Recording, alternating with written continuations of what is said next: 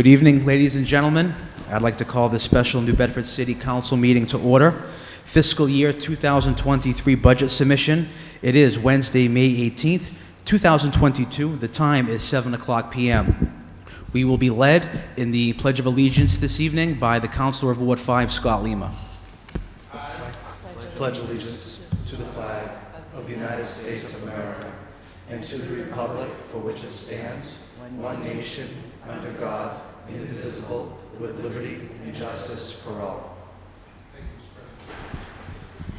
Thank you, Councilor. I am joined in the council chambers this evening by my colleagues in government, Ward 2 Councilor Maria Giesta, Ward 5 Councilor Scott Lima, Ward 6 Councilor Ryan Pereira, Councilor at Large Naomi Carney, Councilor at Large Shane Burgo, and of course myself, New Bedford City Council President and Councilor at Large Ian Abreu. I'll ask the clerk if there's anything to be read into the record.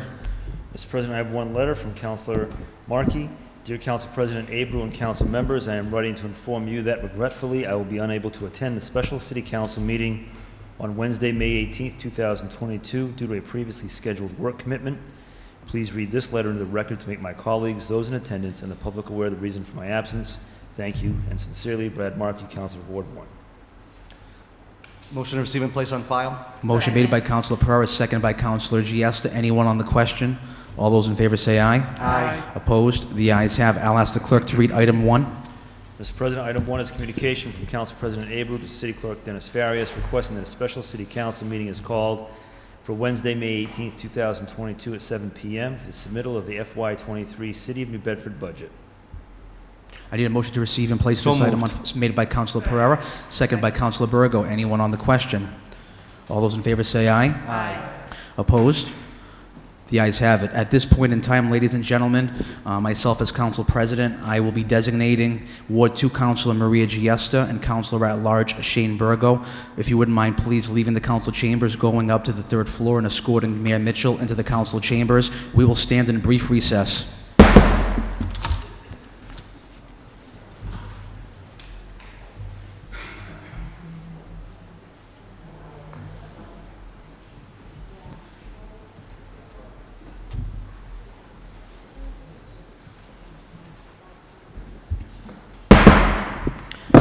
I will now call this meeting back into session. It is 7:06 p.m.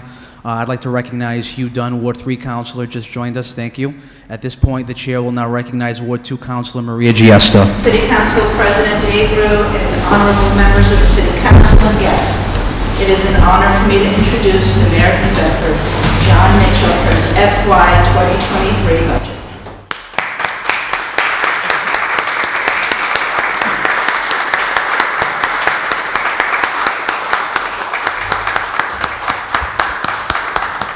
Thank you so much. Am I on? I am on. All right. Well, good evening, President Abreu, honorable members of the City Council, department heads, and residents of New Bedford. It is great to be back before you for an opportunity to present the city's municipal budget for fiscal year 2023. It's been 3 years since we've been here in this setting, and it's great to be back. So this year marks the third budget developed since the start of the pandemic, whose impact on city revenues continues to be broadly felt. Inflationary pressure, supply chain disruption, mandated expenses, and sluggish local receipts all together demand that this year we proceed with caution. So let's take a moment to zoom in on the numbers, which you'll have before you soon. The FY 2023 budget totals $471 million, of which the general fund is the largest component at $421 million.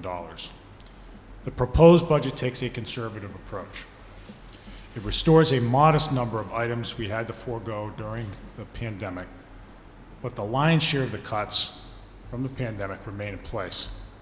There are no new programs or expansions of existing programs. Of necessity, it is a relatively static budget. There are many reasons for this. For starters, we're facing intense inflationary trends, especially in energy and materials. It's not news to anyone now that gasoline, electricity, and natural gas prices have all skyrocketed in the past 6 months, and in fact in the last couple of weeks. Just drive by any gas station. The city's local receipt accounts have not returned to pre-pandemic levels either. In response to these pressures, we directed $3 million in the budget of ARPA funds to support one-time or otherwise limited duration items in specific eligible ARPA categories. We are confident that as local receipts such as excise tax and other miscellaneous revenue recover, this one-time solution should fill the gap in the meantime. Excise taxes are down, in part because people aren't buying new cars, in part because capacitors and semiconductors aren't available. It's all this stuff has to work itself out.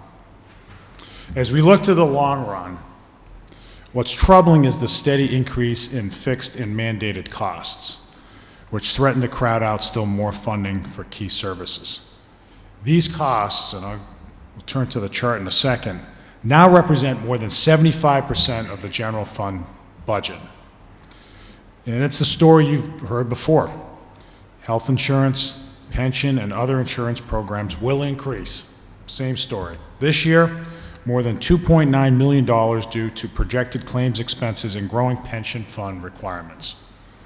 Funding for the school department is projected to increase by $22.6 million, or 11.9%, to comply with the Commonwealth's minimum net school spending requirements.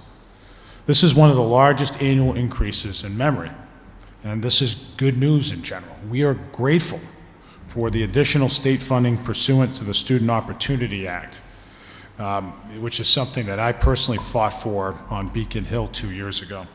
But the matching local contribution that comes with it is significant. Similarly, mandatory assessments, which consist of funding for charter schools, continue to consume an increasing share of the city's resources. The city's obligation for charter school tuition has risen from $22.8 million in FY22 to $26.9 million in FY23. Charter school expenses have significantly reduced the funding available to address the needs in the New Bedford public schools. So that even though that is somewhat offset by the funds we're getting from the Student Opportunity Act, you see why there is good reason why we've had to push back on the charter school proposals we've seen in the last couple of years. So as the chart right here next to me of the city's general fund expenses illustrates, even modest cuts to that small sliver of pie that represents some 28 operating departments doesn't get us that far. So it's worth spending a moment on this, and I'll walk away from the microphone and elevate my voice a little bit. So this, you've seen this chart before, right? So this is, we continue to fund the school department at net school spending levels, right? So that is, that's the floor under state law. So that is irreducible. And then you have things like debt service, right, which is in our control nominally, but we know that what we borrow for every year are things in the way of repairs to our roads, repairs to our buildings and such. And we haven't been going on these enormous borrowing sprees to build Taj Mahals of buildings. We repair things. And so that, as cities go, 2% for, as part of the overall operating budget for debt service is very, very modest. Mandatory assessments, that's the payments to Voc and Bristol County and so forth. Pensions, of course, and then here's healthcare. So that's 3/4 of the pie. And then the remaining two components, one is the 3 public safety departments right here, the fire, EMS, and police. And then all the rest of city government, all the stuff that we see city government do aside from public safety. This is this sliver at 11.7%. It's less than a slice of pizza, right? It's less than an eighth. That's where when we talk about cuts, it's in this small area. And I think the public, as we all know, these discussions around the budget can sometimes get lost on the public, but that's what we're really talking about. We're talking about this little slice. Otherwise, it's beyond our reach. So we really need to get everybody to understand that point. That is really important. Because as we know, belt tightening in those areas in which we have the liberty to tighten our belts, that area right there will not add up to much. You can take a tiny slice out of that, and it represents the closing of 3 libraries. Not saying, I don't know if Olivia's here, we're not saying we're doing that, but that's what we're talking about. Operationally devastating, but it doesn't save us much money.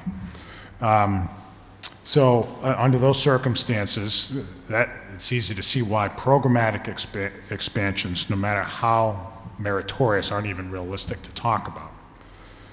So that given that so much of the budget is beyond our ability to control, the path forward must include strategic reforms in areas that remain within our capacity to change, at least in theory.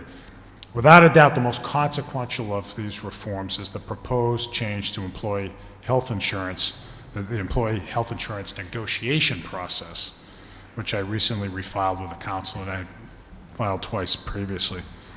This is really the only measure we could undertake that could materially change this part of the pie chart, which grows ever larger every year, short of a change in state law.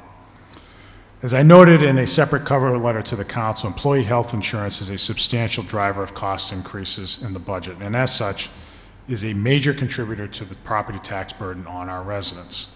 Since 2012, employee health insurance costs have risen from $35.2 million to $45.7 million, or nearly $1 million per year every fiscal year. And the return of inflation to the broader economy suggests that these trends are not going to let up anytime soon. This year, we project a 7% increase in healthcare costs. 7%, it's a lot. Of course, with the consumer price index going up by even more than that, it shouldn't come as a surprise to anybody. Healthcare costs go up as other things go up in price. So that is why I'm again asking the council to take up my proposal to adopt sections 21 to 23 of Chapter B of Massachusetts General Law.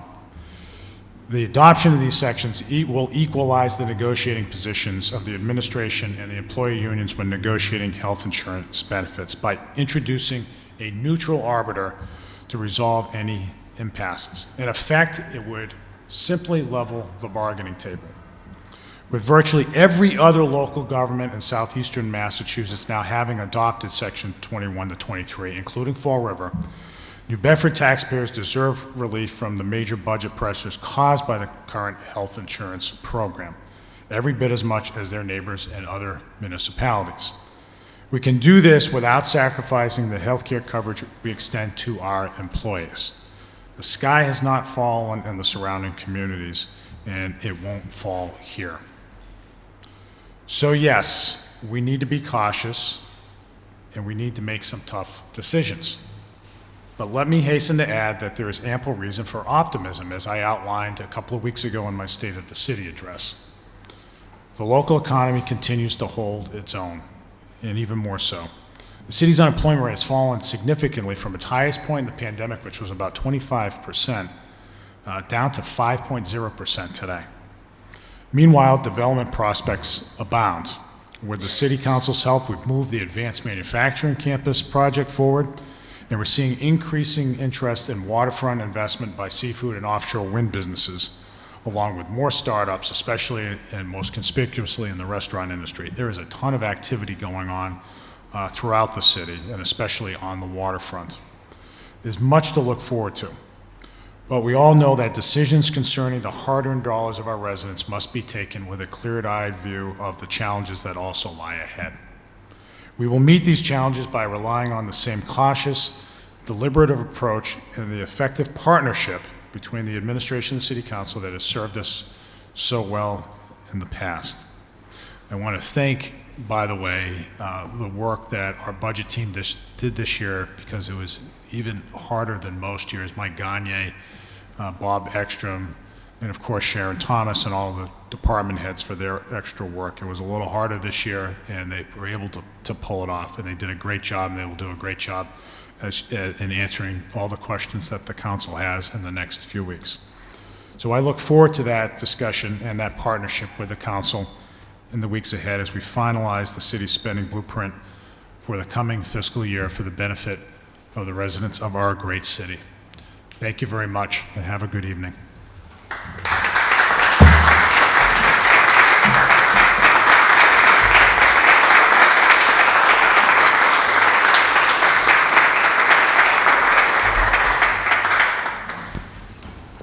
Thank you again, Mayor Mitchell.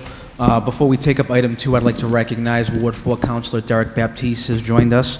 Councilors, without objection, I'd like to ask the clerk to read items 2 through 9 all together, and we could take it all up in one vote, if that's okay? Without objection? Okay, I'll ask the clerk to read. Mr. President, item 2 is an order appropriating $389,479,407 from ordinary revenue and municipal receipts of fiscal year beginning July 1st, 2022 and ending June 30th of 2023 for payment of current expenses of various municipal departments. Item 3 is an order appropriating $1,138,663 in 12 equal monthly increments from airport receipts of FY23 in the airport budget. Item 4 is an order appropriating $113,953 from the hotel and lodging tax in the Arts, Culture, and Tourism Fund in 12 equal monthly increments from FY23 municipal receipts. Item 5 is an order appropriating $1,298,116 in 12 equal monthly increments from Enterprise Fund receipts of FY23 in the Cable Access Enterprise Fund. Item 6 is an order appropriating $30,000 now standing to the credit of the account of CCDA traffic handicap parking as follows: $30,000 to Commission for Citizens with Disabilities, Charges and Services.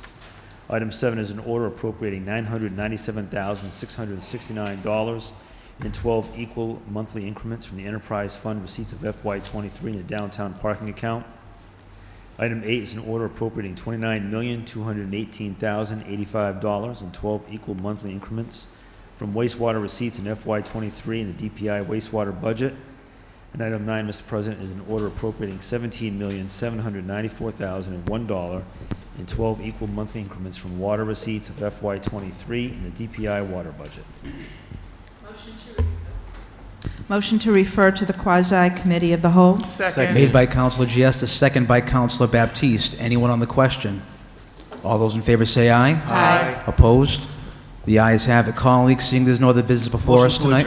Motion to adjourn made by Councilor Pereira, second by Councilor Burgo. All those in favor say aye. Opposed? The ayes have it. We stand adjourned at 7:21 p.m. Good evening, everyone.